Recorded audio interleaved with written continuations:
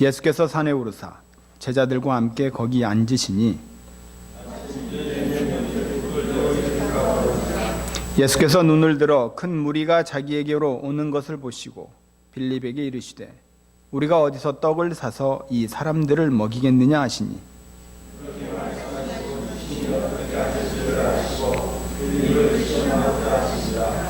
빌립이 대답하되 각 사람으로 조금씩 받게 할지라도 200데나리온의 떡이 부족하리이다.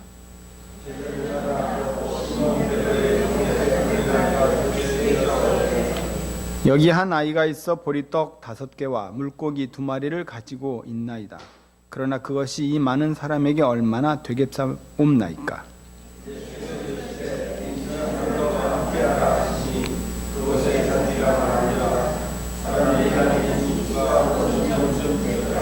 예수께서 떡을 가져 축사하신 후에 앉아있는 자들에게 나눠주시고 물고기도 그렇게 그들의 원대로 주시니라.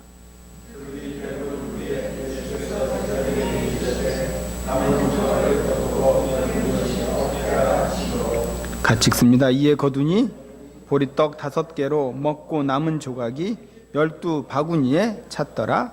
아멘. 예수님에게는 12제자가 있었어요. 그 중에는 베드로와 야고보와 요한처럼 유명한 제자가 있었습니다. 또 가룟 유다처럼 악명 높은 제자도 있었지요. 또한 우리에게는 잘 알려지지는 않았지만 믿음의 강도가 다이아몬드처럼 빛났던 제자도 있었습니다. 평상시에는 있는지 없는지 모를 정도로 조용하면서도 차분했던 제자, 그가 바로 안드레입니다. 영어로는 앤드류죠.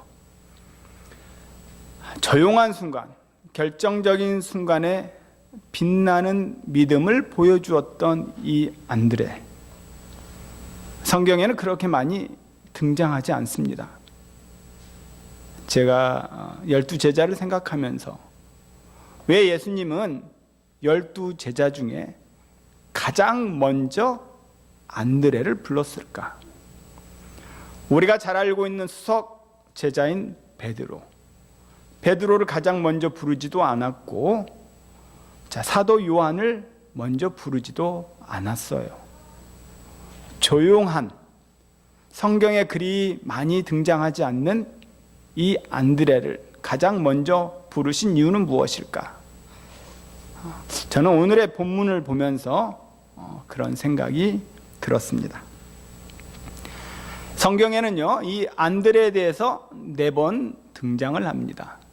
먼저 마태복음은 4장 19절 20절에 보니까 갈릴리 바다에서 그물을 깁고 있는 안드레를 보시고 예수님이 나를 따라오너라 라고 이야기했을 때에 그물을 버려두고 지체 없이 망설임 없이 주님을 따랐던 제자가 안드레였어요.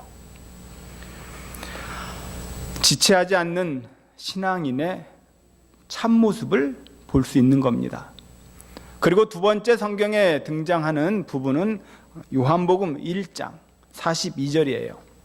이 안드레가 자기의 형인 베드로를 주께로 인도하는 장면이에요. 예수님을 수제자라고 하면 베드로가 아닙니까? 그 수제자인 베드로를 주께로 인도했던 이가 바로 안드레예요. 세 번째로 등장하는 대목이 바로 오늘 본문에 있는 오병이어의 기사입니다. 안드레는 보리떡 5개와 물고기 2마리를 가진 소년을 예수께로 인도했어요. 그러니까 요한복음 6장에 나오는 이 오병이어의 기적은요, 이런 역할을 감당했던 안드레가 있었기 때문에 가능했다라고 하는 겁니다. 그리고 제일 마지막에 나오는 대목이 요한복음 12장 20절에서 22절입니다. 그 부분을 보면 많은 헬라인들을 예수께로 인도하신 이가 안드레였어요. 자, 정리를 해볼까요? 안드레가 한 거는요, 어떤 축출한 능력을 가지고 있었던 것도 아니고 많은 사람들을 가르친 것도 아니었어요. 단순히 주께로 어려운 문제를 가지고 있는 사람을 인도했다라고 하는 겁니다. 본인이 예수님을 쫓았고 형인 베드로를 인도했고 어린 아이를 예수께로 인도했고 헬라파 유대인들을 예수께로 인도한 이가 바로 안드레였다라고 하는 것이에요.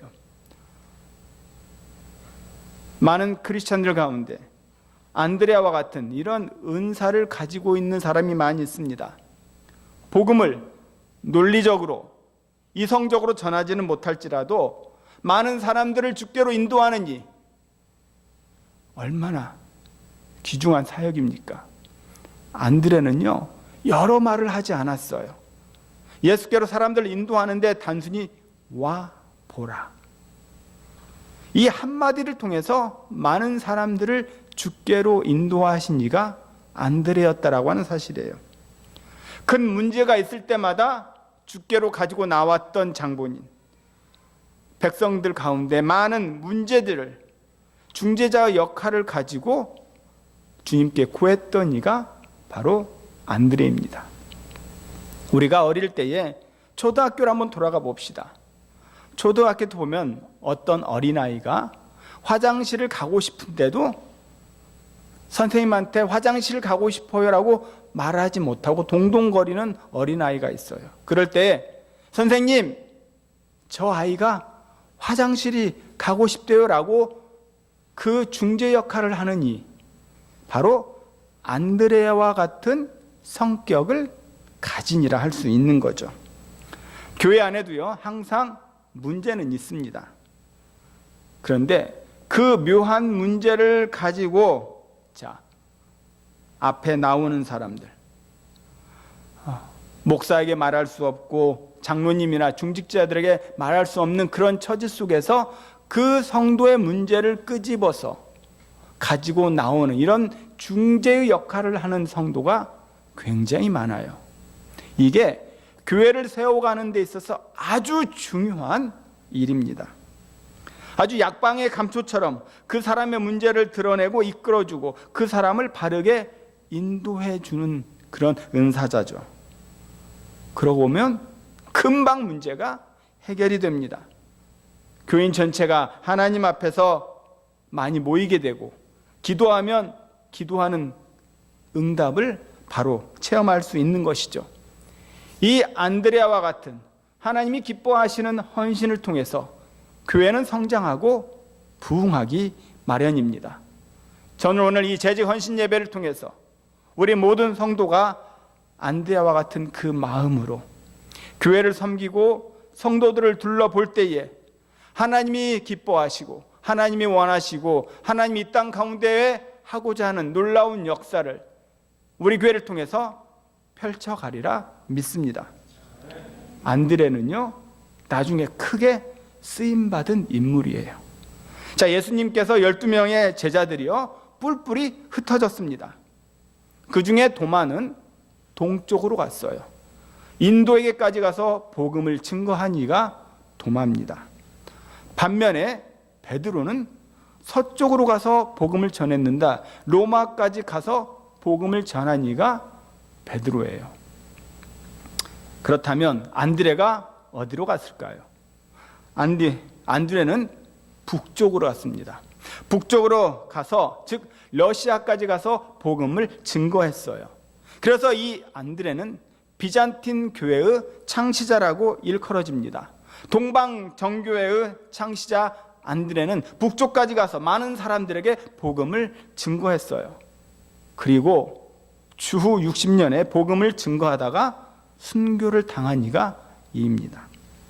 순교를 당할 때에 이 또한 십자가에 달려 돌아가셨어요. 베드로는 순교를 당할 때 내가 어찌 예수님처럼 십자가에 달려 죽을 수 있느냐. 그래서 베드로는 거꾸로 십자가 체형을 받고 돌아갔습니다. 안드레도 이처럼 예수님처럼 그렇게 죽을 수 없다. 그래서 거꾸로 매달렸는데 비스듬하게 매달려서 돌아간 거죠. 이 안드레, 그래서 이 안드레의 십자가를 가리켜서 앤드류 십자가라고 이야기합니다. 이 앤드류 십자가는 영국의 유니온 잭에서 보면 우리가 알 수 있어요. 영국의 국기를 한번 생각해 봅시다. 영국의 국기는 어떻게 만들어졌어요? 십자가와 앤드류의 십자가, 즉 사선으로 뉘어진 십자가가 합쳐져서 만들어진 국기가 바로 영국의 유니온 잭입니다. 그러니까 이 영국의 국기를 보면 자, 앤드레의 그 순교적인 마음을 볼 수가 있는 것이죠. 우리 브리티시 콜롬비아 주기를 보세요. 위에 영국의 국기인 유니온 잭이 있습니다. 우리는 이 브리티시 콜롬비아 주의 국기를 볼 때마다 안드레의 순교를 생각할 수가 있는 것이에요. 아, 저 안에 안드레가 있구나. 저 안에 복음의 뿌리가 새겨져 있구나. 이처럼 우리도 안드레와 마찬가지로 복음을 증거하는 일에 최선을 다해야 할 것입니다. 오늘 본문에 무리가 예수님이 계신 광야로 나왔어요. 야위이기 때문에 먹을 것이 문제가 되었던 것입니다. 예수께서 이 문제를 통해서, 이 기회를 통해서 제자들의 신앙이 어느 정도까지 와 있는지 한번 시험코자 했어요. 예수님이 이렇게 물어봅니다. 우리가 어디서 떡을 사서 이 사람들로 먹게 할 수 있겠느냐?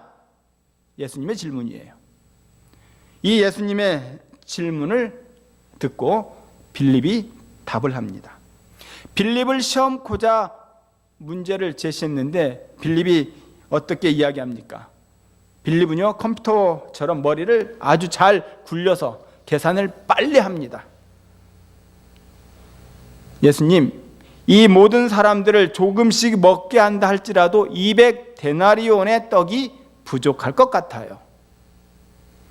한 노동자의 하루 풋삭이 1데나리온이라고 했을 때 그 노동자가 하루에 100불을 번다고 해봅시다. 그러면 약 2만 불이 필요하다라고 하는 거죠. 지금 이 광야에 놓여있는 사람들을 먹이기에는 2만 불의 지금 돈이 필요한 겁니다. 그런데도 이 사람들의 배를 채우는데 부족할 것 같다라고 빌립이 이야기를 하는 거죠. 빌립은요, 이처럼 계산적으로 주님의 질문에 답을 한 겁니다. 자, 결국은요, 빌립의 답은 된다, 안 된다? 된다, 안 된다? 안 된다 이거예요. 그런데 결론적으로 되었습니다. 자, 우리도 마찬가지예요. 하나님께서 우리에게 어떤 사명을 주셨을 때 우리는 너무나 인간적인 계산이 앞서가는 거죠. 그래서 99% 안 된다라고 하는 결론에 도달할 때가 많습니다. 왜 그래요? 이것은 세상의 법칙이기 때문에 그래요. 그러나 반면 안드레는 어떻습니까? 안드레는요, 소년이 가져온 이 오병이어를 들고 그냥 주님 앞에 나아갔어요. 이 장면이 아주 인상적입니다. 다시 말해, 안드레는 대책 없이 그냥 나아간 거예요. 아멘입니까? 우리 모든 성도는요, 대책 없이 주님 앞에 나아가야 돼요. 그런데 우리는 어떻습니까? 다 계산해 놓고 답을 가지고 많이 나가요.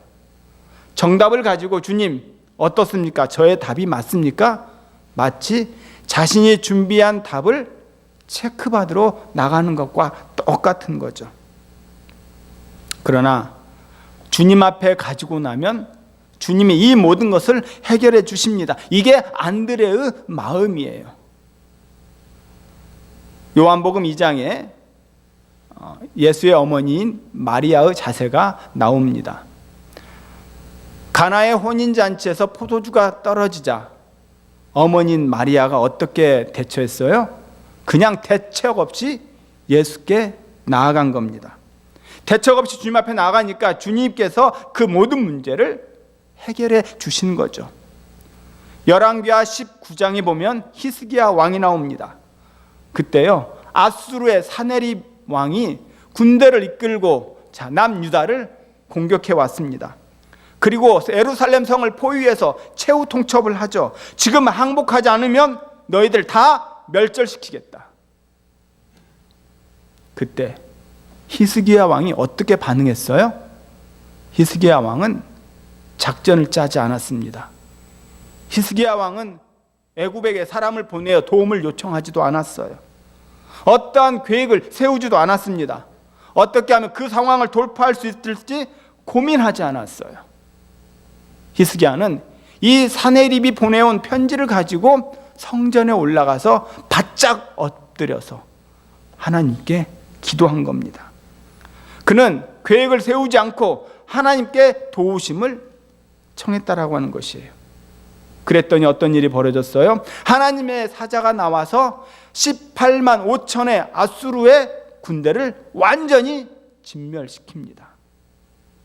우리는 이처럼 계산적으로 계획적으로 나가는 것이 아니라 대책 없이 나아갈 때 하나님께서는 모든 문제의 해결을 주신다 이거죠.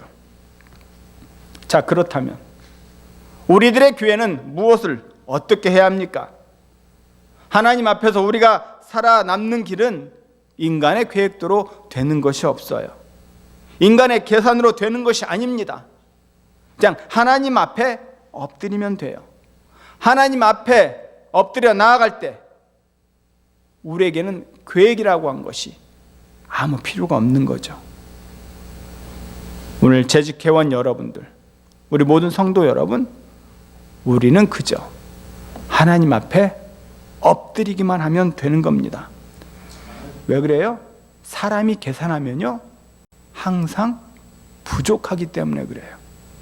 오늘 6절 7절 보니까 빌립이 무엇이라고 대답합니까? 조금씩 받게 할지라도 200데나리온의 떡이 부족할 것이다. 우리의 계산은요, 우리의 방법은요 항상 부족합니다. 우리가 아무리 계획을 세우고 인간적인 방법으로 나아가도 늘 하는 소리가 있어요. 늘 배고프다, 늘 부족하다 이거예요. 이것이 우리 사람들이 늘 내뱉는 일상적인 말입니다. 반면에 안드레의 방법으로, 즉 믿음의 방법으로 나아갈 때 어떤 일이 벌어집니까? 11절에 보니까 예수께서 떡을 가져 축사하신 후에 앉은 자들에게 나누어 주시고 고기도 그렇게 어떻게 주었다? 저희의 원대로 주셨다 이거예요. 여러분, 조금씩 주는 거하고 원대로 주는 거하고는요 아주 큰 차이입니다. 속된 말로 배 터지게 준 거예요. 그냥 먹을 만큼 그냥 집으라 이겁니다. 10개를 먹고 싶으면 10개를 먹고 20개를 먹고 싶으면 20개를 먹고 원대로 다 주라는 거예요. 이게 하늘의 방법이에요. 예수님이 주시는 방법입니다. 저희가 배부른 후에 남은 조각을 거두었다 그랬어요. 항상 주님은요 남습니다. 사람은 부족하지만 주님에게는 남는 역사가 있다라고 하는 사실이에요. 여러분, 올 한 해 여러분의 삶에서는 부족함이 없기를 바랍니다. 이 12광지리가 차고 남는 것처럼 그 남는 하나님의 역사를 체험할 수 있기를 바랍니다. 우리가 인생을 살아갈 때 풍성한 것들을 누리는 방법이 무엇이에요?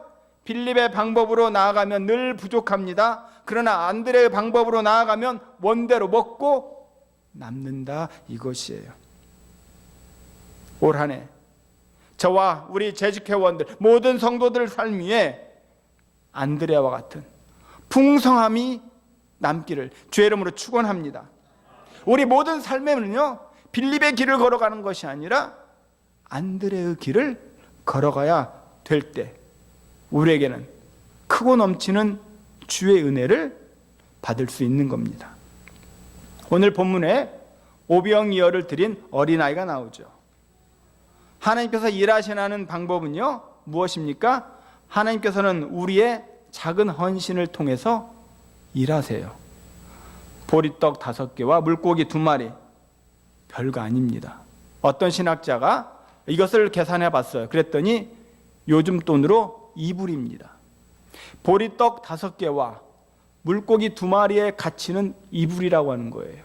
근데 이 2불, 이 조그만 것을 바쳤는데 하나님께서는 큰 것으로 변화시키시는 분이시에요. 우리의 조그만 순종과 헌신이지만 하나님께서는 이것을 큰 것으로 변화시킨다 이겁니다. 아멘? 우리 손에는요, 비록 작은 것이지만 예수님의 손에 맡기면 큰 역사가 일어남을 체험할 수 있는 이 한 해가 될 수 있기를 바랍니다. 우리 재직들이 주님, 이 적은 것을 내놓지만 하나님 앞에 드립니다. 그럴 때에 차고 넘치는 그 하나님의 일들을 감당할 줄로 믿습니다. 지금부터 170여 년 전에 스코틀랜드 셀콕에서 전도 집회가 열렸어요.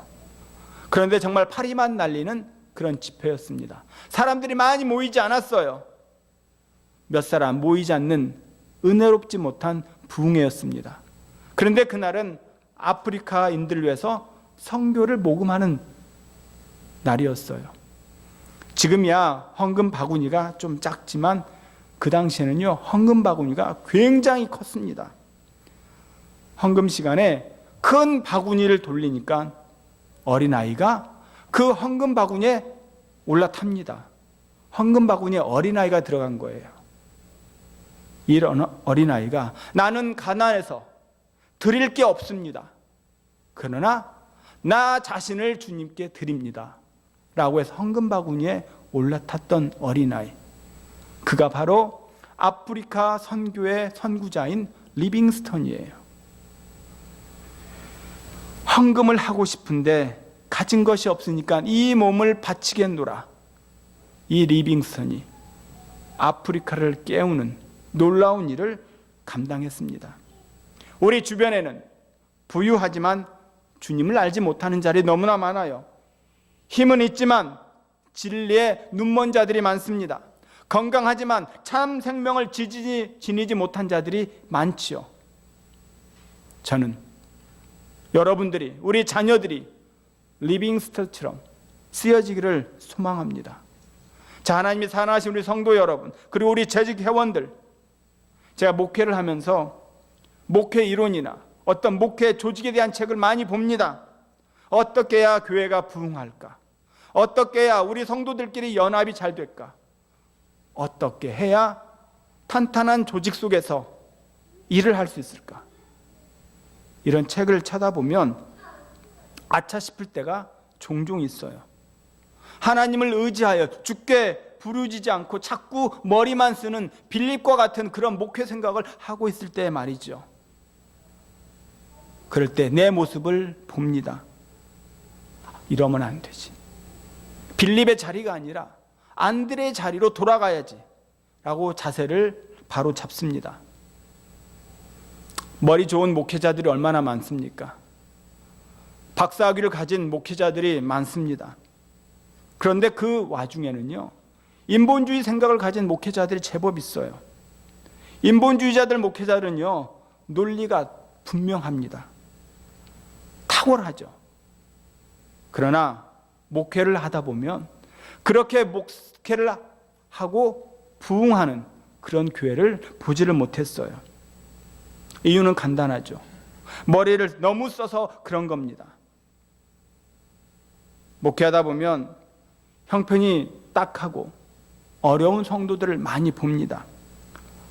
과중한 업무로 피곤해하는 사람들, 항상 피로에 찌든 사람들, 그런 사람들에게 새벽 기도도 나오십시오 말하기가 잘 안 내뱉어져요. 그렇지만 저는 그런 분들에게도 새벽 기도에 나오십시오라고 말합니다. 그렇게 말하면 제 자신도 정말 미워요. 어찌 보면 너가 정말 인간이냐? 피도 눈물도 없구나. 이런 얼굴을 보고 새벽 기도도 나오라고 강요하다니 정말 융통성이 없는 목회자구나 라는 제가 핀잔을 듣습니다. 제가 알고는 어떤 성도는 도저히 새벽 예배를 드릴 수 있는 형편이 안 돼요. 그러니까 그분은 수요일마다 교회에 와서 철야를 합니다. 그리고 다음날 목요일 아침에 새벽 예배 마치고 바로 직장으로 출근하는 분이 계세요. 이 얼마나 아름답고 도전적인 신앙을 가진 자입니까? 인본주의적인 생각을 가진 목사라면 피곤하니까 푹 쉬세요. 정말 잠이 보약이죠. 건강이 최고입니다. 건강 잘 챙기세요라고 아마 이렇게 인본주의적인 방법으로 이야기할 겁니다. 자, 그렇다면요, 100명의 교인이 모이는 교회에서 이렇다 저렇다 다 핑계를 대면은요 새벽에 나올 사람 한 분도 없습니다. 그렇지 않겠어요? 자, 요즘은 실업자들도 피곤하다는데 누가 새벽 예배를 드릴 수 있겠습니까? 결국 이 사정 저 사정 다 듣다 보면 새벽 예배 드릴 분은 없는 거죠. 이것이 바로 인본주의자와 신본주의자의 생각의 차이입니다. 인정사정 보지 않고 새벽기도 나오라 말씀을 드릴 때에 그저 그 말에 순종하고 새벽 예배에 나와서 큰 은혜 받고 도전 받고 힘을 얻는 분들이 한두 분이 아닙니다. 새벽 3시에 의정부에서 택시를 타고 저기 성북까지 오시는 분을 저는 3년을 보았어요. 매일 택시를 잡아 타고 그 새벽 예배 4시 반에 올라오시는 그분은 그 시간에 너무나 많은 은혜를 체험했다라고 고백을 했습니다. 기도의 힘으로 능력을 얻어서 주님이 주시는 충만하신 그 은혜를 체험하고 삶의 변화를 누렸다라고 하는 것이에요. 인본주의적인 생각은요, 머리를 너무 많이 쓰는 겁니다. 그러다 보니까요, 순종할 때 순종을 하지 못하도록 만들죠. 하지만 안 될 것 같은 그 순간에 하나님의 말씀을 붙잡고 무조건 순종하면 하나님의 놀라운 역사가 일어나는 겁니다. 이와 똑같은 일이요 구약 시대에도 등장을 합니다. 엘리야 선지자 시대 때 극히 가문이 들었죠. 그러자 하나님께서는 엘리야를 사르밧 과부에게 보냅니다. 아니, 하나님 정말 그 과부에게 병에 가루 한 움큼, 병에 한 기름밖에 없는 막 떡을 해먹고 아이와 죽으려고 하는 그 사르밧 과부에게 하나님이 보내시는 거죠. 아니, 하나님 왜 이러십니까? 얼마나 얄밉습니까? 엘리야 선지자 입장에서는 아니, 부자도 많은데 넉넉한 자도 있는데 왜 하필이면 그 과부입니까? 그러나 엘리야는 순종하면서 그 과부에게 나갔건 거죠. 그리고 엘리야가 말하죠. 자, 나를 위해서 떡을 만들어서 나에게 먼저 가져오시오. 그럴 때 과부가 순종하고 엘리야에게 먼저 떡을 드렸습니다. 엘리야 말대로 하니까 자, 통의 가루와 병의 기름이 떨어지지 않았다. 흉년을 이기는 하나님의 은혜가 그 가정 위에 임했던 겁니다.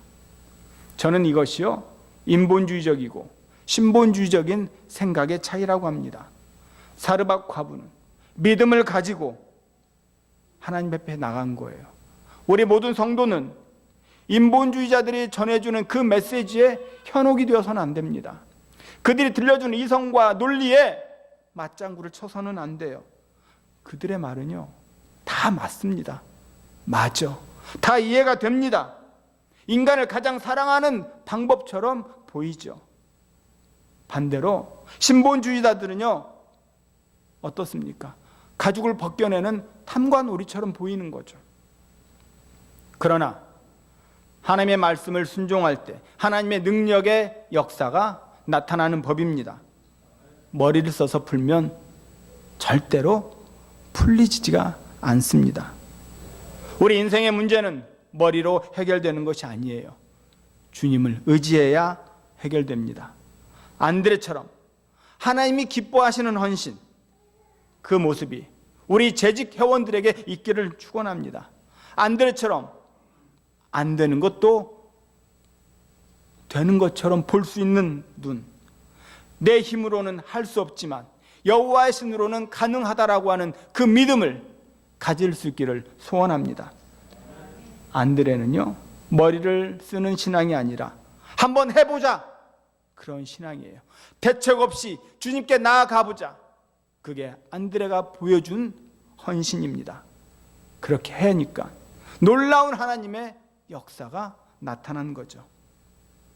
또한 우리는 리빙스턴과 같은 그런 사람을 주께로 인도하는 안드레를 배출해야 합니다. 우리 자녀들 가운데에 리빙스턴과 같은 그런 놀라운 주의 일꾼이 반드시 나오리라 저는 확신합니다. 안드레가 아이 하나를 예수께 데리고 와서 오병이어를 드렸을 때 놀라운 역사가 나타난 것처럼 우리 자신에게는 능력이 없을지라도 안드레처럼 믿음으로 드리면 된다라고 하는 그 확신을 가지고 나아갈 때에 우리 교회는 더욱더 풍요로움이 넘치리라 믿습니다. 재직회원 여러분, 안드레와 같은 주님이 기뻐하시는 헌신, 바로 한번 해보자는 신앙이에요. 머리 쓰지 않고 그냥 대책 없이 주님께 나아가는 신앙, 그런 신앙의 모습으로 올 한 해 우리 재직회원들 삶에 풍성함이 있고 헌신을 다하는 모습이 있기를 주의 이름으로 축원합니다.